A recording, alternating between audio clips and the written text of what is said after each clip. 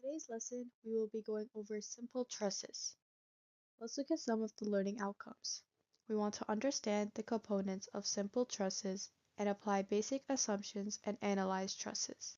A simple truss is a structure composed of slender members joined together at their endpoints, where each line is an individual member and each circle is a joint. Members are normally wood or steel, but can be other metals or concrete. Members are connected at joints by bolting, riveting, or welding member ends to a gusset plate, or passing a large bolt or pin through the ends of each member. Let's look at some truss applications. We have trusses bridges, construction of large cranes, and roof support. Trusses are made of straight, slender bars, which is usually supported by a pin on one side and a roller on the other.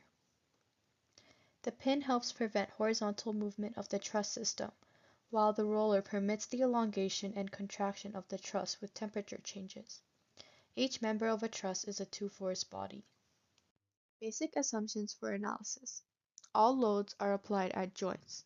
We normally neglect the weight of truss members as they are small in comparison to loads. All members are joined by smooth frictionless pins or hinges. If a gusset plate or welded connections are used, the center lines of the members should be concurrent. Here, a gusset plate was used. If we simplify this, we can see that it meets at one point. By making these assumptions, truss members may be treated as two-force members. No moments are applied on members. Forces are only applied at the member ends. Force resultants at the member ends are equal in magnitude and opposite in direction, and the force resultants act along the axes of a member, which is axial or normal force. The axial force may be tension or compression.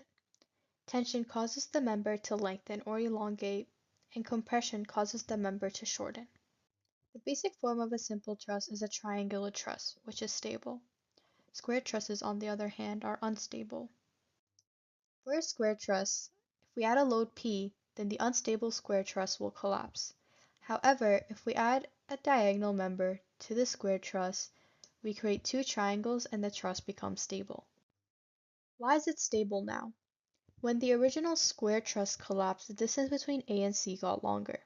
However, the presence of the diagonal member AC will restrain the distance between A and C from getting longer, as the diagonal member is in compression and the truss becomes stable. All trusses are made up of triangular elements. Let's summarize what we learned. Trusses are structures made of slender bars joined together at their endpoints, made up of members and joints. Every truss is composed of a pin on one side and a roller on the other. There are no moments applied on members, and the loads are applied at the joints. All trusses are made up of triangular elements.